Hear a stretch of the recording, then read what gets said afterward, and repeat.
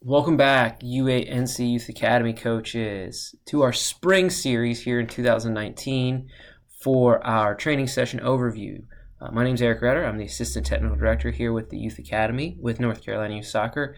And this video series is just a quick highlight to run down how you can use these practice plans to have more fun and to better support your players.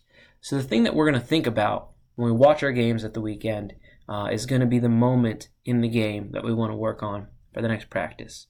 So the old way we might have done it is we've got week 1, week 2, week 3, week 4 themes, and those are awesome. That's a great approach. But we need to look at whether we have the ball or the other team has the ball. And if we like what's going on or we think, hey, maybe we need to work on that a little bit more. And if we decide we need to work on it a little bit more or we want to get better at it, we focus on that moment. So this week's moment is going to be attacking. And when you look at the list of practices that I wrote or sessions that I put together, they're not chronological in terms of importance. That's just how I'm going to deliver the video series. So if you want to gain more insight into them, you can always look at the copy that's been posted online and on social media, or you can reach out to me and I'll certainly make a video for you or your staff. But let's look at this week's video session. So we're going to look at building up in our own half. And the goal is to go from one half to the other. We're going to use intentional free play or little scrimmages, 1v1, 2v2, 3v3, to get started at the beginning of practice. So we support them through the play, getting them engaged and getting them going. We've got keywords, ways to stimulate and focus them. We've got guided questions, things to help them think.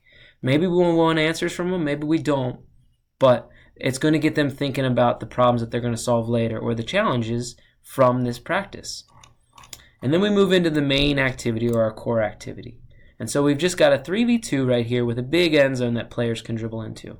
And the objective for the Blues is to work together to try and dribble in there, to get into the other team's half.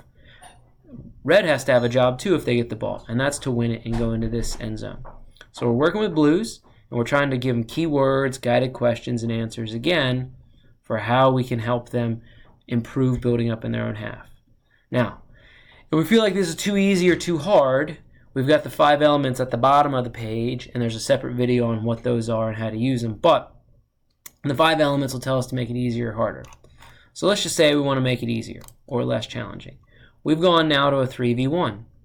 Hopefully, we can still use those same keywords, questions, maybe some answers from them to get towards the solutions that we're looking for on the field. Now, that may be too easy. Maybe we got to challenge them even more. So now we're going to go to the more challenging activity. And all we did was go to a 3v3 here. Still got an end zone for each team. Got an objective for all the players out on the field. We're still using keywords, guided questions, and maybe answers or demonstrations for them to show us how they problem solve. And then to end practice, to test them again, to really focus on that moment, we've got scrimmage, or the second play phase, where it's 4v4. And if you got a lot of players, then you just make another space, or you can have subs. But that's what we're going to use to test them or revisit the game. So hopefully that helps for this week's installment of our training session overview.